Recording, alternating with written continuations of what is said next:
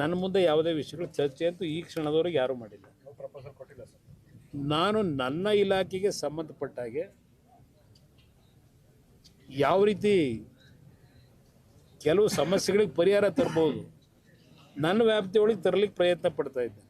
ಅದು ಬಜೆಟ್ಟು, ದೇಶದ ಬಜೆಟ್ಟು. ನನ್ನ ಇಲಾಖೆಯಲ್ಲಿ ಪ್ರಮುಖವಾಗಿ ಕರ್ನಾಟಕದಲ್ಲಿ ಈಗಾಗಲೇ ನೂರಾರು ಬಾರಿ ಹೇಳಿದ್ದೇನೆ, VIS ಇರ್ಬೋದು, ನಮ್ಮ HMT ಇರ್ಬೋದು, ಈ ವಿಷಯಗಳಲ್ಲಿ ಯಾವ ರೀತಿ ಅವನ್ನು ಪುನಶ್ಚೇತನಗೊಳಿಸಬೇಕು ಅನ್ನೋದ್ರ ಬಗ್ಗೆ ನನ್ನ ಜವಾಬ್ದಾರಿ ನಿರ್ವಹಣೆ ಯಾವ ರೀತಿ ಮಾಡಬೇಕು ಮಾಡ್ತೀನಿ. ಈಗ ಜನತಾ ಸಮಾವೇಶ ಒಂದು ಜನತಾ ದಳದ JDSನ ಶಕ್ತಿ ಪ್ರದರ್ಶನ ಜೊತೆಗೆ ಅಂತ ಇಲ್ಲಿ JDS ಶಕ್ತಿ ಪ್ರದರ್ಶನ ಅನ್ನೋದಕ್ಕಿಂತ ಸಂಘಟನೆ. ಇವತ್ತು ಹಾಸನ ಜಿಲ್ಲೆ ಬಹುಶಃ ಜನತಾ ದಳದ ಶಕ್ತಿಯನ್ನು ತುಂಬಿರ್ತಕ್ಕಂಥ ತಂದೆ ತಾಯಂದಿರ ಕ್ಷೇತ್ರ ಇದು. ಇದು ನಮ್ಮ ಪಕ್ಷಕ್ಕೆ ಒಂದು ಕರ್ಮಭೂಮಿ. ಈ ಜಿಲ್ಲೆ ನಮಗೆ ಶಕ್ತಿ ಕೊಟ್ಟಿರ್ತಕ್ಕಂಥದ್ದು. ಈ ಜಿಲ್ಲೆಯಿಂದ ಇವತ್ತೇನು ಸಂಘಟನೆಗೆ ಚಾಲನೆಯನ್ನು ಹೊಸದಾಗಿ 2028 ವಿಧಾನಸಭೆ ಚುನಾವಣೆ ಇರ್ಬೋದು ಮತ್ತು ಹಲವಾರು ಸ್ಥಳೀಯ ಸಂಸ್ಥೆ ಚುನಾವಣೆಗಳಿಗೆ ಈ ಒಂದು ಪವಿತ್ರವಾದಂಥ ಪುಣ್ಯಭೂಮಿ ಅಂತಕ್ಕಂಥದ್ದು ನಮ್ಮ ಕುಟುಂಬಕ್ಕೆ ವಿಶೇಷವಾಗಿ, ನಮ್ಮ ಕುಟುಂಬ ಅಂದರೆ ಜನತಾದಳದ ಕುಟುಂಬ. ನಮ್ಮ ಕುಟುಂಬ ಅಂದರೆ ಬರೀ ನಮ್ಮ ಕುಟುಂಬ ಅಂದರೆ ದೇವೇಗೌಡರು ಮಕ್ಕಳದಲ್ಲ. ಜನತಾದಳದ ಕುಟುಂಬ ಏನಿದೆ, ಈ ಕುಟುಂಬದ ಸಂಘಟನೆಗೆ ಇವತ್ತು ಚಾಲನೆ ಕೊಡ್ತಕ್ಕಂಥದ್ದಕ್ಕೆ ಒಂದು ಸಂದೇಶ ಕೊಡ್ತಕ್ಕಂಥ ಒಂದು ಕಾರ್ಯಕ್ರಮ. GB ಎಲೆಕ್ಷನ್ EVM ಬದಲಾಗಿ ಬ್ಯಾಲೆಟ್ ಹೋಗ್ತೀವಿ ಅಂತೇಳಿ ತೀರ್ಮಾನ ಮಾಡ್ಕೊಂಡಿದ್ದಾರೆ. ಈಗ ನಾವು EV ಬಗ್ಗೆನೂ ಇಲ್ಲಿವರೆಗೆ ಚರ್ಚೆ ಮಾಡಿಲ್ಲ ನಮ್ಮ ಪಕ್ಷ. ಈವನ್ ನಿಮ್ಮ ಬ್ಯಾಲೆಟ್ ಪೇಪರ್ ಬಗ್ಗೆನೂ ಚರ್ಚೆ ಮಾಡಿಲ್ಲ. ಇಲ್ಲಿ ಚರ್ಚೆ ಮಾಡ್ತಾ ಇರತಕ್ಕಂಥವ್ರು ಅವರು ಯೋಚನೆ ಮಾಡ್ಕೋಬೇಕು. ಈಗ EV ಬಗ್ಗೆ ಚರ್ಚೆ ಕಾಂಗ್ರೆಸ್ನವ್ರು ಏನು ಮಾಡ್ತಾರೆ, ನಾನು ಮುಖ್ಯಮಂತ್ರಿಗಳಿಗೆ ಕೇಳ್ತೀನಿ, ನೀವು 135 ಸೀಟ್ ಗೆದ್ರಲ್ಲ, EV ಮುಖಾಂತರ ಎಲೆಕ್ಷನ್ ಆಯಿತು, ಬ್ಯಾಲೆಟ್ ಪೇಪರ್ ನಡೆಸಿದ್ರು. ಈ ಬ್ಯಾಲೆಟ್ ಪೇಪರ್ದು ಇದೆಯಲ್ಲ, ಇಲ್ಲಿ ಇರ್ತಕ್ಕಂಥ ಈಗಿನ ಕಾಂಗ್ರೆಸ್ ಸರ್ಕಾರದ ನಡವಳಿಕೆ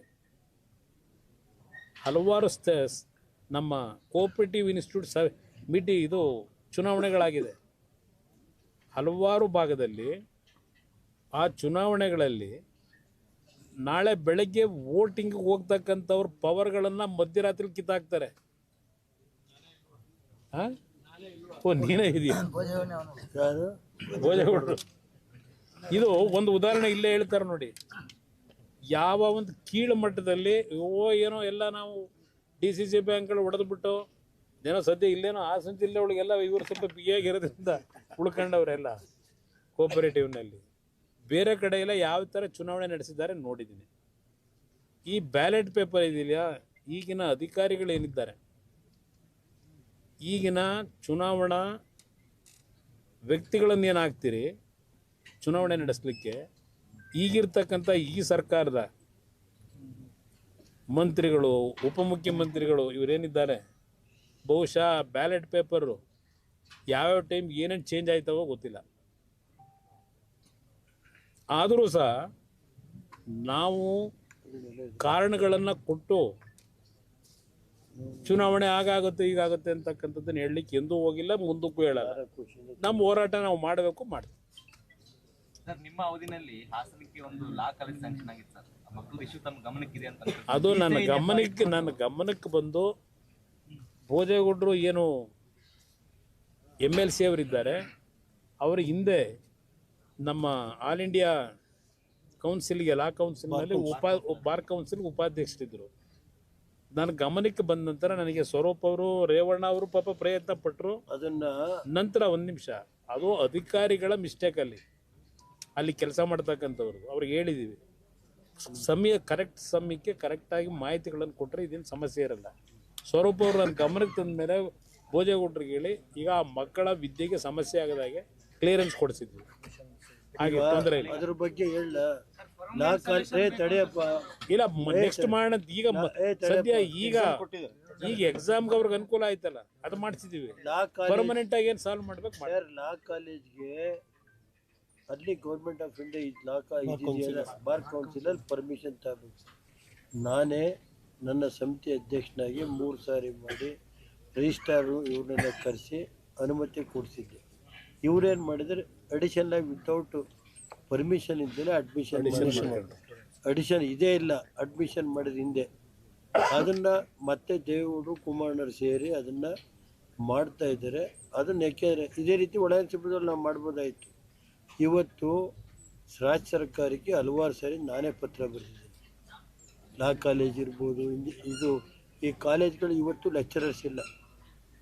ಇವತ್ತು ಪಾರ್ಟ್ ಟೈಮ್ ಲೆಕ್ಚರರ್ಸ್ ಕುಮಾರಸ್ವಾಮಿಯವರು 250 ಕಾಲೇಜ್ ಕೊಟ್ಟು 4800 ಜನ ಟೀಚರ್ಸ್ ವಿತ್ ಇದು ಮತ್ತು ಬಿಲ್ಡಿಂಗ್ಗಳೆಲ್ಲ ಕೊಟ್ಟು ಅವತ್ತು ಮಾಡಿದರು. 1600 ಹೈಸ್ಕೂಲ್ ಇರ್ಬೋದು, PU ಕಾಲೇಜ್ 2000 ಚಿಲ್ಲರೆ ಲೆಕ್ಚರರ್ಸ್ ಕೊಟ್ಟರು ಸರ್.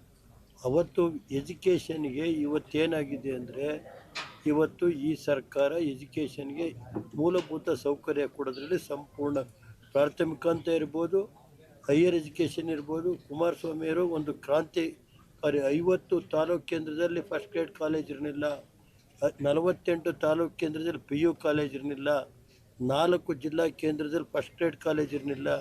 ಬೆಂಗಳೂರಿಗೆ 8 ಕಾಲೇಜ್ ಕೊಟ್ಟರು, ಮೈಸೂರಿಗೆ 4 ಕಾಲೇಜು. ಒಂದೊಂದು ಮಕ್ಕಳುಗಳು ಬಡವರ ಮಕ್ಕಳು ಓದಲಿ ಅಂತ ಅಲಾಂಗ್ ವಿತ್ ಬಿಲ್ಡಿಂಗ್ ಮತ್ತು ಮೂಲಭೂತ ಸೌಕರ್ಯ ಮೇಸ್ಟುಗಳನ್ನೆಲ್ಲ ಮಾಡಿಕೊಟ್ಟಿದ್ದಾರೆ. ಮತ್ತೆ 2019ರಲ್ಲಿ 17-18 ವರ್ಷದ ಕತೆ ಈಗ 2019ರಲ್ಲಿ ಮತ್ತೆ 5,000 ಕೋಟಿ ಕೊಟ್ಟಲ್ಲ.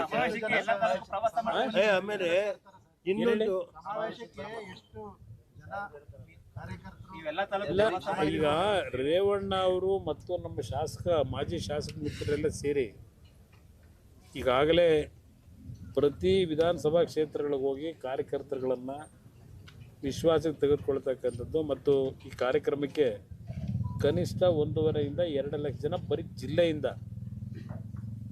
ಜಿಲ್ಲೆಯಿಂದ ಸೇರಿಸಬೇಕು ಅಂತಕ್ಕಂಥ ಒಂದು ಅವರ ಶ್ರಮ ಏನಿದೆ, ಆ ಶ್ರಮದಲ್ಲಿ ಅವರು ಯಶಸ್ಸು ಕಾಣ್ತಾರೆ ಅಂತಕ್ಕಂಥ ನಮಗೆ ಕಾರ್ಯಕರ್ತರು ಯಶಸ್ಸನ್ನು ತಂದು ಕೊಡ್ತಾರೆ ಅನ್ನೋದು ನನ್ನ ಅಭಿಪ್ರಾಯ. ಇನ್ನೊಂದನ್ನು ಕೇಂದ್ರ ಸರ್ಕಾರದ್ದು 2 ಇಶ್ಯೂಸ್ನ ದೇವೇಗೌಡರು ಕೇಂದ್ರ ಸರ್ಕಾರದ ರೈಲ್ವೆ ಮಂತ್ರಿಗಳಿಗೆ ಒಂದು ಹಿಂದಿನ ದೇವೇಗೌಡರಿಂದ ಸರ್ವೆಗಾಗಿತ್ತು.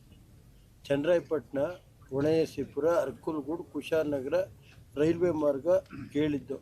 ಅದನ್ನು ರೈಲ್ವೆ ಮಾರ್ಗನ ಈ ವರ್ಷ ಬಡ್ಜೆಟಲ್ಲಿ ಸೇರಿಸಿ ಅಂತ ಲೆಟ್ರು ಬರೆದಿದ್ದೀವಿ. ಅದು ಲೇಟಾಗಿ ಬರೆದಿದ್ದೀವಿ, ಅದರಿಂದ ಪ್ರಯತ್ನ ಪಡ್ತಾಯಿದ್ದೀವಿ. ಇನ್ನೊಂದು ಕುಮಾರಣ್ಣರಿದ್ದಲು ಚನ್ನರಾಯಪಟ್ಟಣ, ಹೊಳೆನರಸೀಪುರ, ಅರ್ಕಲ್ಗೂಡು ಅದನ್ನು 4 ಲೈನ್ ರಸ್ತೆ ಇಲ್ಲಿಂದ DPR 2019ರಲ್ಲಿ DPR ಎಲ್ಲ ಮಾಡಿ 1600 ಕೋಟಿಗೆ ಕಳಿಸಿ ಮಾಕುಟ ಇಂಟರ್ಸ್ಟೇಟ್ ಅದು ಪಾಪ ಗಡ್ಕರಿ ಮಾತಾಡಿ ಈಗ ಅಲ್ಲ, ಅದನ್ನು ಅವ್ರು ಕೇಳಿದ್ರಲ್ಲಿ ಏನು ಅಂತ ಅದನ್ನು ಕೇಳ್ತಾ ಇದ್ದೀವಿ. 2 ಇಶ್ಯೂಸ್ನ ನಮಗೆ ಗೊತ್ತಾಯ್ತು ಸರ್. ಯಾಕೆಂದರೆ ಏನು ಕೇಂದ್ರ ಸರ್ಕಾರದ ಏನು ಕೇಳ್ತಾ ಇದ್ದೀರಿ ಅಂದಾಗ ಅದನ್ನು ನಿಮ್ಮ ಗಮನಕ್ಕೆ ತರ್ತಾ ಇದ್ದೀವಿ. ನೀವು ಎಲ್ಲ ತಾಲೂಕು ಪ್ರವಾಸ ಮಾಡ್ಕೊಂಡು ಬಂದಿಲ್ಲ ಅದನ್ನ ಹೇಳಿ ಸರ್. ಎಲ್ಲ ಈಗ ಎಕ್ಸ್ಪ್ಲೈನ್ ಮಾಡೋದು ಹೇಳು. ಈಗ ನೋಡ್ರಿ, ಸಮಾವೇಶದ ಬಗ್ಗೆ ಈಗ 1 ನಿಮಿಷ ಸಮಾವೇಶದ್ದು 2.5 ವರ್ಷ ಆಯ್ತು ಈ ಸರ್ಕಾರ ಬಂದು. 2.5-3 ವರ್ಷ ಆಯ್ತಲ್ಲ. ಏನು ಬೇಗ 3 ವರ್ಷ ಆಗೋಯ್ತು. ಮೇಗೆ ದೇವೇಗೌಡರು ಏನು ಸುಮ್ಮನೆ ಕೂತಿಲ್ಲ. ದೇವೇಗೌಡರು ಇವತ್ತು ಒಂದು ದಿನ ಪಾರ್ಲಿಮೆಂಟ್ರಿ ರಾಜ್ಯಸಭೆ ತಪ್ಪಿಸ್ಕೊಳ್ದಲೇ ಈ 93ನೇ ವಯಸ್ಸಲ್ಲಿ ದಿನ ಹೋಗಿ ರಾಜ್ಯದ್ದು ಜಿಲ್ಲೆಯದು ಇಶ್ಯೂಸ್ಗಳನ್ನ, ರಾಷ್ಟ್ರದ ಇಶ್ಯೂಸ್ನ ಮಾತಾಡೋವಂಥ ಒಬ್ಬ ಏಕೈಕ ಮಾಜಿ ಪ್ರಧಾನಮಂತ್ರಿ ಇದ್ದರೆ ದೇವೇಗೌಡರು ಅಂತ ನಮ್ಮ ತಂದೆ ಅಂತ ಎಲ್ಲ ಭಾವಿಸ್ತೀನಿ. ಅವರು ಪ್ರತಿನಿತ್ಯ ಈ ಜಿಲ್ಲೆಯಲ್ಲಿ ನಡೀತಾ ಇರೋದು 2.5 ವರ್ಷದಿಂದ ಏನಪ್ಪ, ನಾನು ಬದುಕಿದ್ದಂಗೆ ಈ ಜಿಲ್ಲೆಯಲ್ಲಿ ಕಳೆದ 3 ವರ್ಷದಿಂದ ಏನೇನು ನಡೀತಾ ಇದೆ ಅದನ್ನು ನೋಡಿ ಇವತ್ತು ಒಂದು ಸಭೆ ಮಾಡಬೇಕು ಅಂತ ನಮ್ಮ ಶಾಸಕರನ್ನ ಕರೆದು ಮಾತಾಡಿದ ಮೇಲೆ ಅದೇನೇ ಇಲ್ಲಪ್ಪ, ನಾನು ಬದುಕಿರುವಾಗ ನಮ್ಮ ಜಿಲ್ಲೆ ಅನ್ಯಾಯಕ್ಕೆ ನಾನು ಬಿಡೋಕ್ಕಾಗಲ್ಲ, ನಮ್ಮ ಕಾರ್ಯಕರ್ತರನ್ನ ಕರೀಲೇಬೇಕು, ನಾನು ಸಭೆ ನಡೀಬೇಕು ಅಂತ ಸಮಾವೇಶನ ಹಿಡಿದ್ರು. ಜಿಲ್ಲೆಯ ಎಲ್ಲ ವಾಲಂಟಿಯರ್ ಆಗಿ ಇವತ್ತು ಅವರವರೇ ದನ ಎಲ್ಲ ಕೊಟ್ಟು ಶಾಸಕರು ಮತ್ತು ಎಲ್ಲ ಎಲ್ಲಿ ಇದು ನಮ್ಮ ಬೇಲೂರಿಂದ ನಾವು ಶುರು ಮಾಡಿದ್ದೀವಿ, ಅರಸೀಕೆರೆ ಮಾಡಿದ್ದೀವಿ, ಅಲ್ಲಿಂದ ಚನ್ನರಾಯಪಟ್ಟಣ ಬಾಲಣ್ಣವರು, ಅರ್ಕಲ್ಗೂಡು ಮಂಜಣ್ಣವರು ಎಲ್ಲ ಸೇರಿ ಇವತ್ತು ಕನಿಷ್ಠ ಸಕಲೇಶ್ವರ ಕುಮಾರಸ್ವಾಮಿಯವರು, ಆಲೂರು ಮಂಜೇಗೌಡರು, ಹಾಸನ ಸ್ವರೂಪ್ ಪ್ರಕಾಶ್ ಎಲ್ಲ ಸೇರಿ ಮಿನಿಮಮ್ ಇಲ್ಲೇ 2 ಲಕ್ಷ ಜನ ಬರುವಂಥ ಭಾವನೆ ಇದೆ ವಾಲಂಟಿಯರ್ ಆಗಿ. ಗೊತ್ತಾಯ್ತು ಸರ್. ಇವತ್ತು ಈ ಜಾಗ ಇದೈತಲ್ಲ ಸರ್, ಇದನ್ನು ಹಿಂದೆ ನಮ್ಮ ಸರ್ಕಾರ ಇದ್ದಾಲೆ ಈ ಜಾಗ ಐತಲ್ಲ 1040 ಎಕರೆ ಜಾಗನ ಬಡವರಿಗೆ ನಿವೇಶನ ಮಾಡೋಕ್ಕೆ 50-50 ಕೊಡೋದಕ್ಕೆ ರೈತರಿಗೂ ತೊಂದರೆ ಆಗಬಾರ್ದು ಅಂತ ಕುಮಾರಣ್ಣರೇ ಮಾಡಿಕೊಟ್ರು. ಅಲ್ಲಿ ನಾನು ಕುಮಾರಣ್ಣರಿದ್ದಾನೆ ಮಾಡಿಕೊಟ್ಟಿದ್ದ. ಆಮೇಲೆ ಅದೇನಾಯಿತು ಅದೆಲ್ಲ ಈಗ ಒಳ್ಳೆ ಲೇಔಟ್ ಐತೆ. ನಿಮಗೂ ಒಂದೊಂದು ಸೈಟ್ ಕೊಟ್ಟರು ಒಳ್ಳೇದು. ಅಲ್ಲೇ ಕೊಟ್ಟರು ಒಂದೊಂದು ಕೊಟ್ಟರು, ಕೆಲವರಿಗೆ ಕೊಟ್ಟಿಲ್ಲ. ಇಲ್ಲೂ ಪತ್ರಿಕಾಸ್ತಿ ಕೊಡಿಸಿದ್ರು ಕೊಡ್ತಾರ. ಕುಮಾರಣ್ಣ ಇದ್ರೆ ಕೊಡಿಸಿವೆ. ಕುಮಾರಣ್ಣ ಇಲ್ವಲ್ಲ ಈಗ. ಕುಮಾರಣ್ಣ ಕೇಂದ್ರ ಸೈಟ್ ಹಂಚಿದ್ರು ಸರ್ಕಾರ ಬಂದಿದ್ದ ಕೊಡೋಣ. ಆಯ್ತಾ? ಎಲ್ಲ ಪತ್ರಿಕೆಯರು ಅಲ್ಲ ಒಂದು ನಿಮಿಷ, ಎಲ್ಲ ಪತ್ರಿಕೆಯರು ಪಾಪ ನಮ್ಮ ಪಾರ್ಟಿಗೆ ಪೂರ್ತಿ ಸಹಕಾರ ಮಾಡಿದ್ರು ಕಳೆದ ಒಂದು ವಾರದಿಂದ. ತಾವೆಲ್ಲ ದಯಮಾಡಿ ಇಲ್ಲಿ ಕುಮಾರಣ್ಣರು ಬಂದರೆ ಇದೇ ಆಹ್ವಾನ ಪತ್ರಿಕೆ ಅಂತೇಳಿ ದಯಮಾಡಿ ಎಲ್ಲ ನೀವು ಬರಬೇಕು ಅಂತ ಹೇಳಿ ಮನವಿ ಮಾಡ್ತೀನಿ. 24ನೇ ತಾರೀಕು ತಾವೆಲ್ಲ ದಯಮಾಡಿ ಬಂದು ನಮ್ಮ ಪಕ್ಷದ ಏನು ಸುದ್ದಿ ಇದೈತೆ ಮಾಧ್ಯಮದವರೆಲ್ಲ ಬರಬೇಕು. ಎಲೆಕ್ಟ್ರಾನಿಕ್ ಮೀಡಿಯಾ ಇರ್ಬೋದು, ಪ್ರಿಂಟ್ ಮೀಡಿಯಾದವ್ರು ಇಲ್ಲೇ ಇದೇ ಆಹ್ವಾನ ಅಂತ ಹೇಳಿ ಮತ್ತೆ ಆಮೇಲೆ ಹೇಳೋದು ಬೇಕಾದ್ರೆ ಹೇಳ್ತೀವಿ. ಇದನ್ನ ದಯಮಾಡಿ ಎಲ್ಲ ಆಹ್ವಾನ ಪತ್ರಿಕೆ ಅಂತ ಅಲ್ಲ, ಅದಕ್ಕೆ ಇವತ್ತೇ ಹೇಳ್ಬಿಡ್ತಾ ಇದ್ದೀನಿ ಎಲ್ಲ. ಆಮೇಲೆ ಮಂತ್ರಿ ಕೇಂದ್ರ ಮಂತ್ರಿಗಳ ಹತ್ರ ಆಮೇಲೆ ರೇವಣ್ಣರು ಕರೆದಿಲ್ಲ ಅನ್ನೋದು ಬೇಡ ಅಂತ ಇವತ್ತೇ ನಿಮಗೆಲ್ಲ ನಾನು ಸ್ವರೂಪ್ ಪ್ರಕಾಶ್ ನಮ್ಮ ನೀನು ಏನೇ ಮಾಡಿದ್ರು ಅವ್ರು ಸಹಿಸ್ಕೊತಾರ. ನಿನ್ನ ಬಗ್ಗೆ ವಿಶೇಷ ಪ್ರೀತಿ. Thank you sir. ಏನು ಎಲ್ಲರಿಗೂ ಬೈಕ್ ಕೊಡಿ, ಅಲ್ಲೇ ಮಾತಾಡ. ಬೈಕ್ ಏನಿಲ್ಲ ಸುಮ್ಮನೆ ಮಾತು ಬೇಡ, ಮೈಕ್ ಏನು ಬೇಡ, ಎಲ್ಲರಿಗೂ ಮೈಕ್. Thank you brother. ಎಲ್ಲರೂ ಥ್ಯಾಂಕ್ ಯು ಬ್ರದರ್. ನೋಡ್ರೆ ಎಲ್ಲ ಒಂದು ಸ್ವಲ್ಪ ನಾಡಿದ್ದು ಪ್ರೆಸ್ ಕರೀತಾರೆ. ಹೆಚ್ಚಿನ ವಿಡಿಯೋಗಳಿಗೆ ಪ್ರತಿಧ್ವನಿ ಯೂಟ್ಯೂಬ್ ಚಾನೆಲ್ ಸಬ್ಸ್ಕ್ರೈಬ್ ಮಾಡಿ, ಬೆಲ್ ಐಕಾನ್ ಕ್ಲಿಕ್ ಮಾಡಿ.